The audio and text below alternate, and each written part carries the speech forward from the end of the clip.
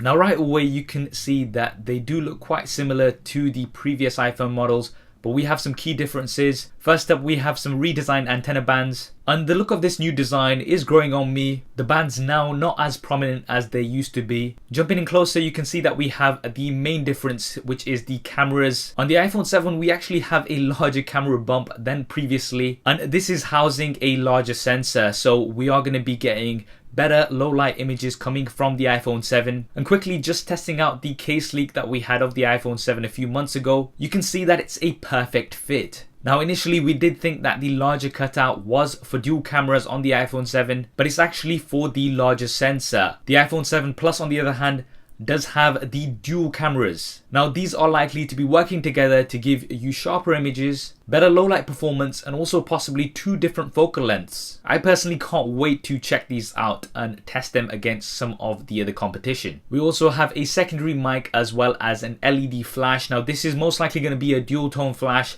On these prototypes it looks like it's just a single. We then have the recognizable shiny Apple logos. On the bottom side of the back we have the iPhone logos as well as some information. These are most likely going to be a little bit different on the final release models. What's also interesting is that these prototypes do not have the 3-pin connectors that we've seen on certain leaks on the iPhone 7 Plus. And realistically speaking, it is looking like this year we are not going to see that 3-pin connector. This may be something that we see next year. Flipping over onto the front, you can see that they look very similar to what we've got with the iPhone 6 and 6S. 4.7 inches for the iPhone 7 and 5.5 inches for the iPhone 7 Plus. No change here really. Resolution is likely to remain the same, and we are also likely to have 3D touch as we've had before. Up top are your earpieces as well as the 5 megapixel front facing cameras, which are also going to be slightly improved, so giving better low light performance. Now on the bottom side of the front we have the Touch ID sensors.